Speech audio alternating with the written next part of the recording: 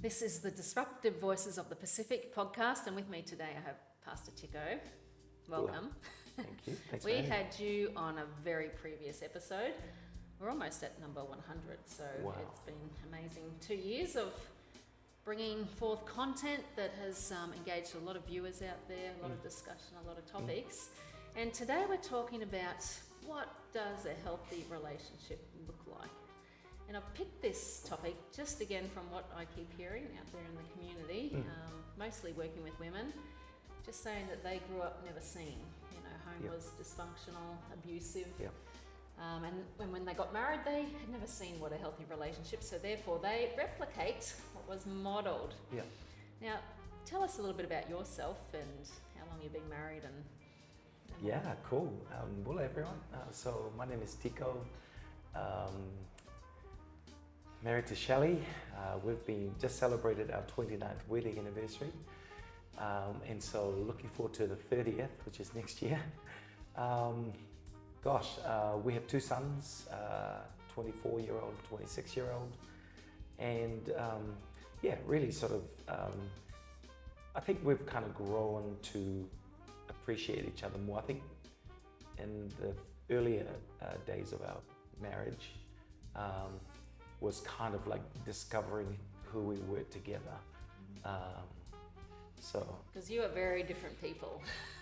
Very different in terms of our cultures. Shelley's a Kiwi, Fijian, and personality-wise, I'm the social butterfly, and she's sort of introverted. She does well in social settings, but I get my energy from being around people. Yeah. So there's been a lot you've had to navigate, but that's the beauty. Yeah. You always marry the opposite, don't you? Yeah. And so growing up for you, were you modelled something that was healthy or? Yeah, absolutely. You did, I thank God for my parents, because even though for mum and dad, they were brought up in very traditional backgrounds, as young adults, they moved into the city. So we're here in Turak, so this is where mum and dad sort of met and kind of started their life.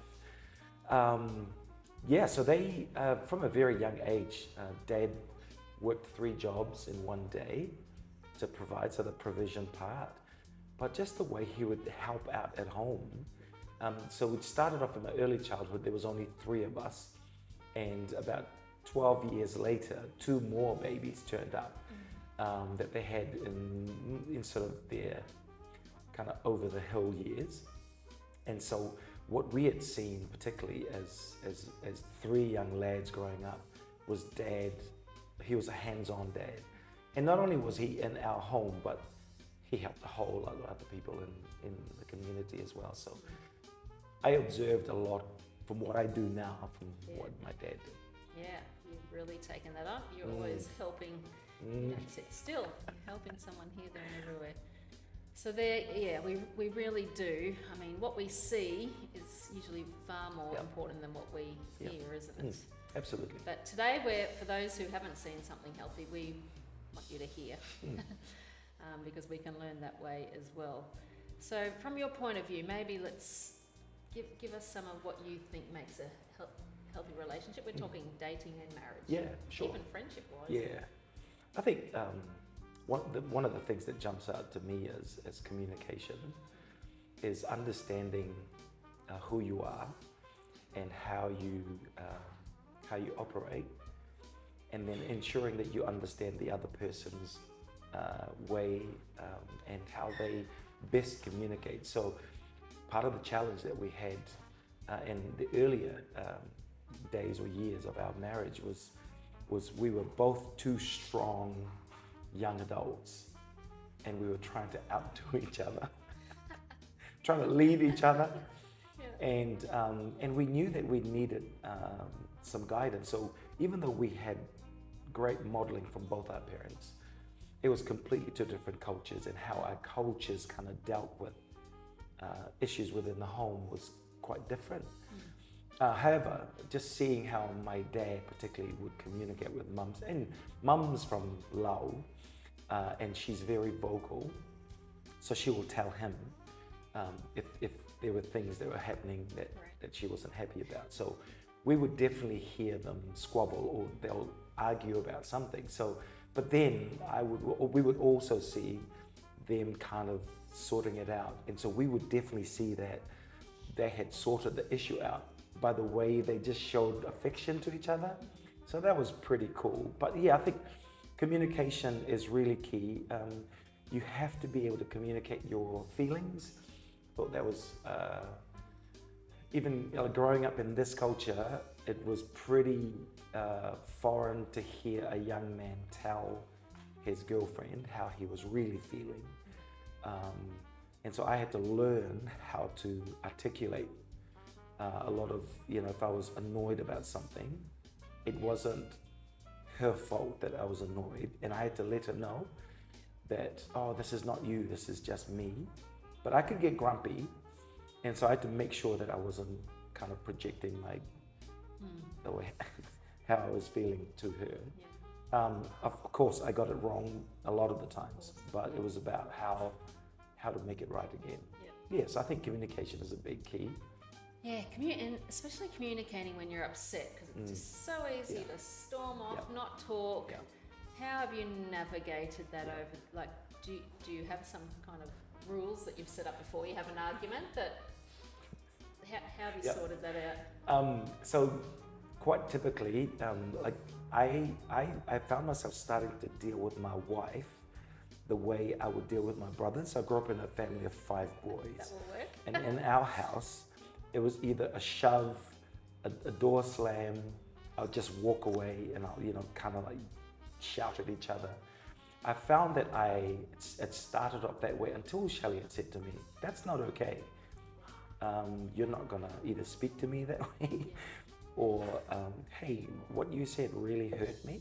And I'll just tell the story. So we used to have these great big barneys, and it wasn't until barneys is an argument, it's a Kiwi term, but until she said to me, when we argue, it feels like you got this bazooka and you're blowing holes into me. Now, I didn't get that sort of imagery before. I thought, because I grew up with boys, it's just like, let's go all out. Yeah. And it wasn't until she described it for me, then I went, oh, the last thing I wanted was for my words to have an impact into her life and in her feelings. So that's what woke me up to the power of words, is actually the last thing I wanted to do was to hurt my wife.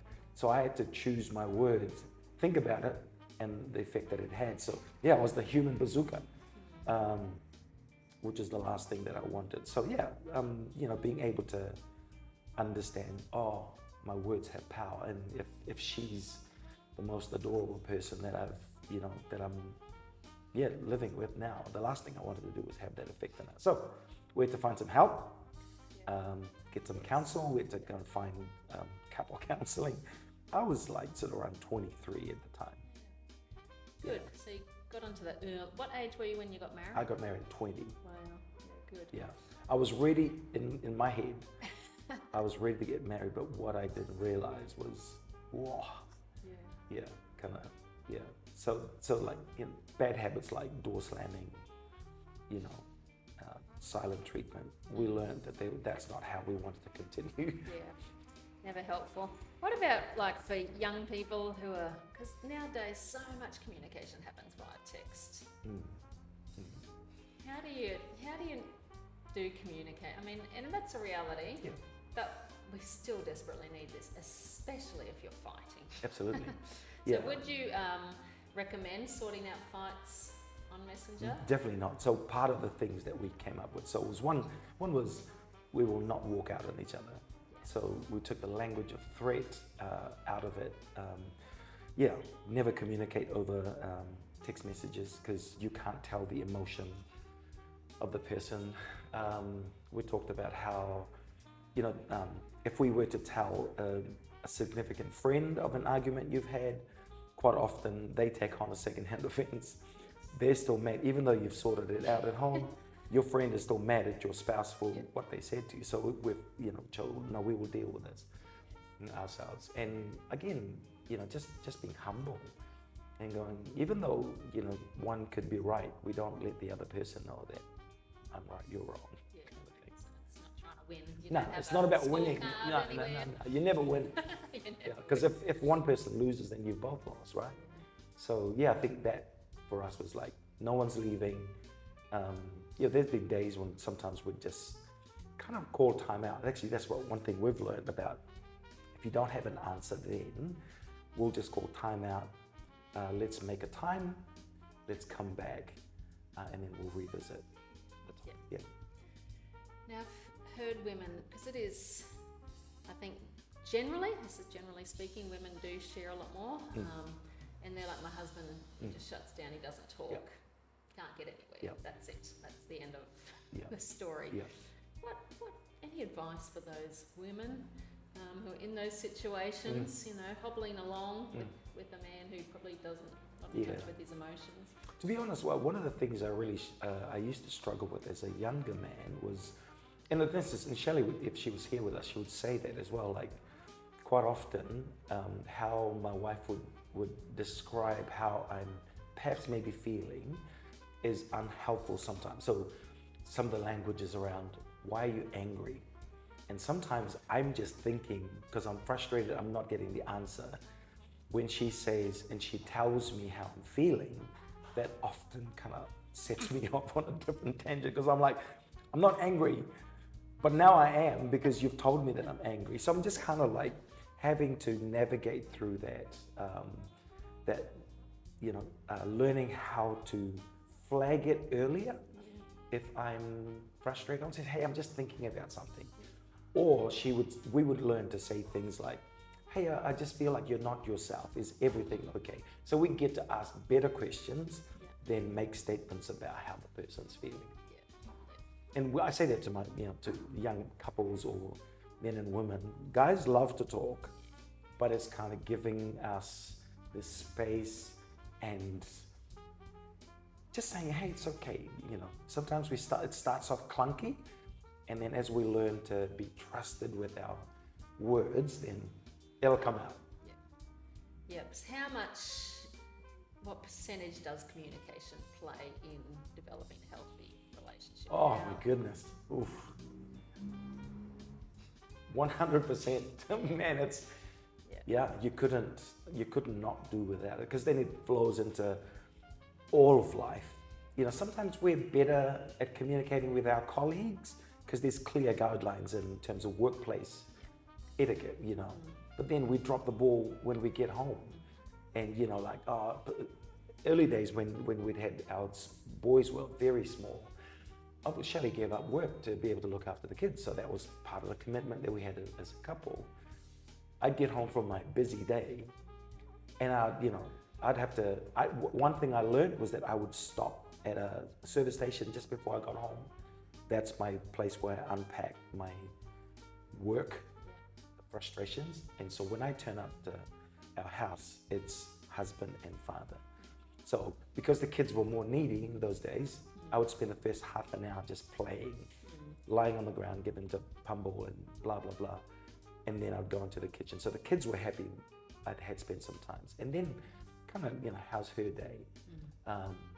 Sometimes I just put the kids in the car and let's just go and drive out, because I'll see her face and I was like, you've had a tough day.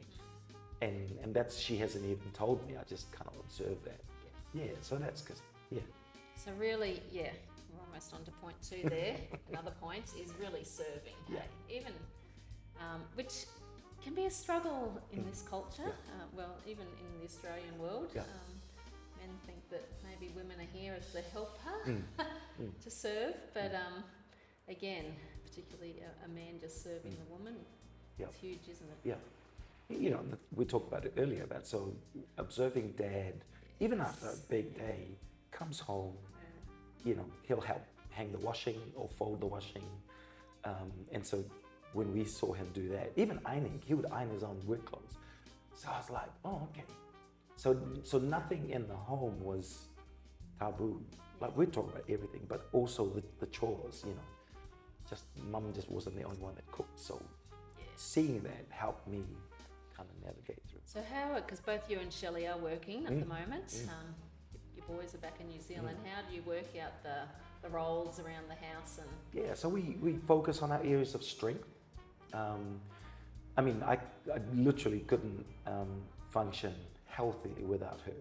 So she manages that side. So in terms of our finances, even though we sit down and have our financial communication meetings, which is regular, it's often, you know, You're the spender, aren't you? I'm the spender, definitely. But it's always kind of like, hey, we're just checking in.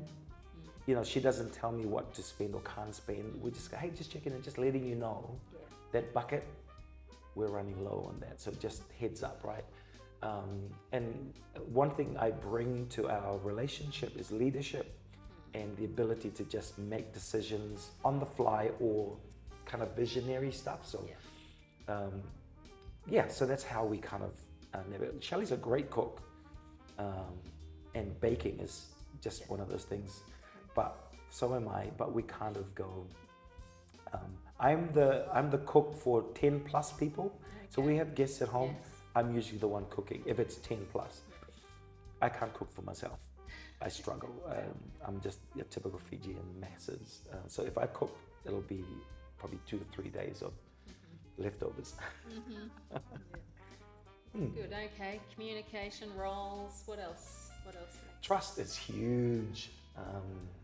If you've kind of grown up and there's been a lack of trust, it takes time to build trust, and it's okay.